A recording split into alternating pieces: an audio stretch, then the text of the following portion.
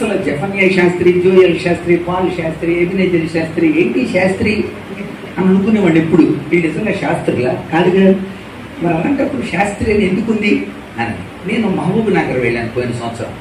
మహబూబ్ నగర్లో దైవజనుల సమావేశంలో మాట్లాడుతున్నప్పుడు ఒక సందర్భంలో జెఫన్యా శాస్త్రి గురించిన పదం వచ్చింది. మీకు తెలుసా జెఫన్యా శాస్త్రి అని అడిగాడు. మంచి ప్రియుడు, ఆత్మీయుడు అన్నాను నేను. అక్కడున్న ఆయన చెప్తున్నాను, శామ్యూల్ గారు మహబూబ్ నగర్లో. ఆయన చెప్పాడు, పెద్ద చరిత్ర ఉందండి. వాళ్ళ తాతయ్య గారు నవాబుల కాలంలో ప్రభు గురించి ఒక మాట చెప్పాడు. చెప్తే అలా జరగదయా, ఎన్నటికీ జరగదు అని అంట నవాబు గారు. ఖచ్చితంగా జరుగుద్దండి, నా దేవుడు నిజమైన దేవుడైతే ఖచ్చితంగా ఆ కార్యం జరుగుద్ది అన్నారంట వీళ్ళ తాతయ్య గారు. నిజంగా అలా జరిగితే నా ముక్కు నేలకు రాస్తా అని అంట నవాబు గారు. నిజంగానే దైవ కార్యం అలా జరిగిందంట. అప్పుడు నవాబు గారు వీళ్ళ తాతయ్య గారిని పిలిచి, నేను ముక్కు నేలకు రాయలేను కానీ నీకు శాస్త్రి అని బిరుదిస్తున్నాను. మహబూబ్ నగర్లో విన్నప్పుడు నాకు చాలా ఆశ్చర్యం కలిగింది. అప్పటి నుండి వీళ్ళ తల్లిదండ్రులందరూ, వీళ్ళ బ్రదర్స్ అందరికి కూడా శాస్త్రి అనే పేరు వచ్చింది. నిజానికి కొంతమంది ఏమీ లేకుండా శాస్త్రి అని పెట్టుకున్నారు చాలా మంది.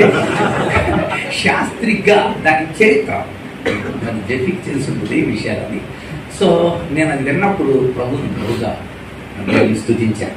సో అప్పటి నుండి వీళ్ళ నాన్నగారు జోయల్ శాస్త్రి అద్భుతమైన రోషం కలిగిన దర్శనం. పాత నిబంధన కొట్టివేయబడిందని ఒక ఆయన గట్టిగా వాక్ చేస్తే పబ్లిక్లో తెలుసుకుందామా అని అడిగేది ఆయన.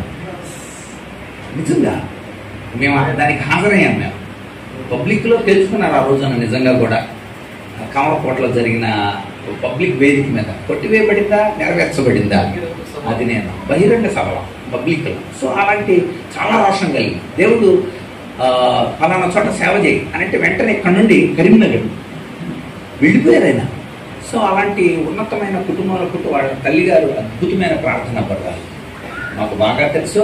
వారి యొక్క నెలలో జరిగే విజ్ఞాపన కొడుకుకి నేను చాలాసార్లు అటెండ్ అయిన విషయాలు నా మనసులో ఇంకా గుర్తున్నాయి. దేవుడు అలాంటి పులి కడుపున పులి పుడుతుంది, సింహం కడుపున సింహమే పుడుతుంది.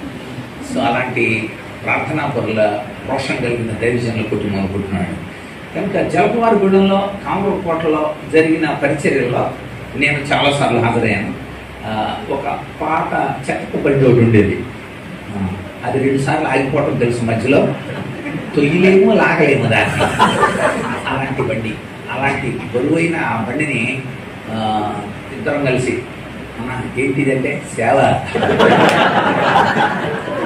సేవ అంటే సేవదేలు ఉన్నాడో చేయగలరు. సేవదేలినా సేవ చెప్పి ఎక్కడున్నా అంతే సేవ ఉండాలి కదా. సేవ అంటే ఇందాక గుర్తు చేశాడు, ఏసీలను పట్టుబాటులు కాదు. శిఖరమణ గారు చెప్తుంటారు, మా నాన్నగారు చెప్పింది వింటాం, పెట్టింది తింటాం, ఇచ్చింది పుచ్చుకుంటాం. ఈ 3 సూత్రాలు చెప్పింది వింటాం ఖచ్చితంగా, చెప్పింది వింటాం, పెట్టింది తింటాం. అంటే ఇప్పుడంటే 50 దాటిన తర్వాత కొంచెం బీరకాయ ఇవ్వండి అమ్మా అలాంటిది తప్ప పెట్టింది తింటాం. 3వది ఇచ్చింది కూర్చుకుంటాం. సో ఇది ఆనాటి తల్లిదండ్రుల నుండి కూడా వచ్చిన అద్భుతమైన పరిచర్య.